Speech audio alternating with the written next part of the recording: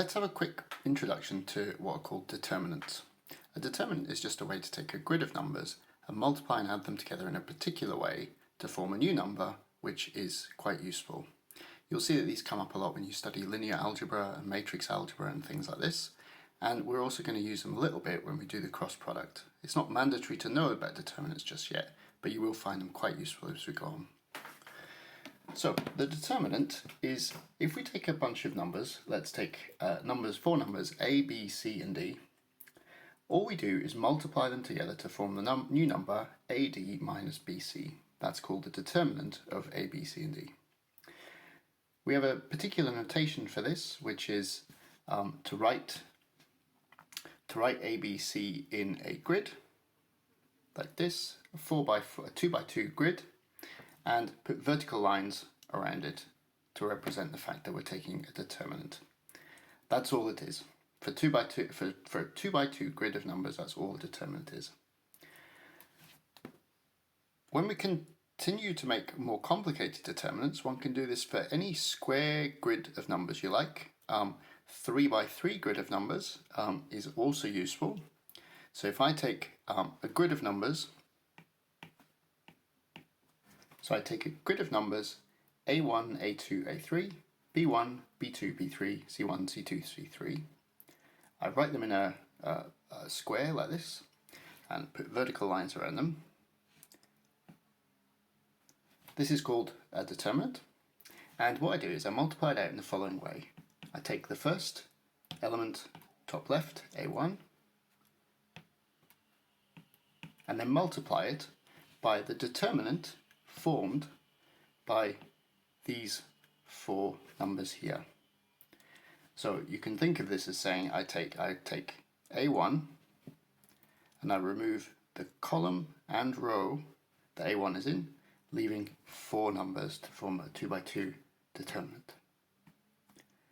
So that's B2, B3, C2, C3.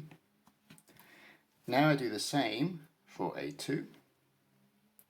So I take the number A2 and remove the row and column that A2 belongs to, and that leaves me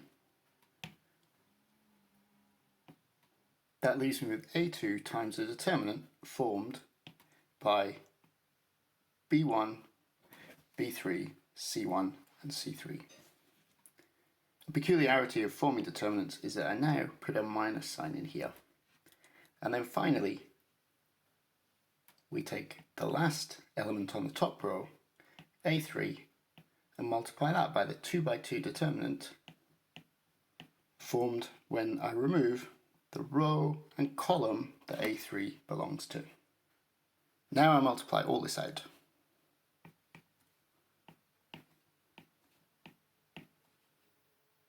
So multiplying all that out gives me a single number formed from these 9 numbers that I started with.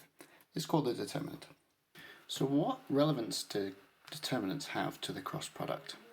Well, it turns out you can use determinants to remember how to calculate cross products quite easily, as follows.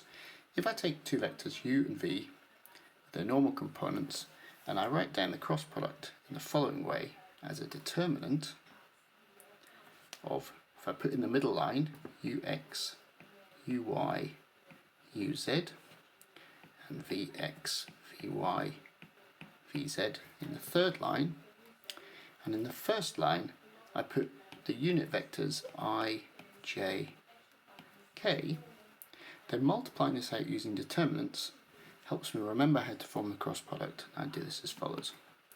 The vector I times a 2x2 determinant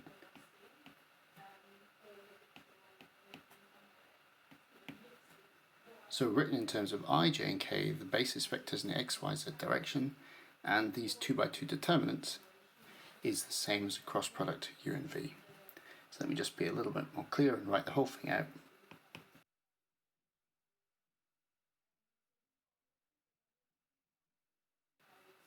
So using determinants then is a nice, easy-ish way to remember how to calculate a cross product.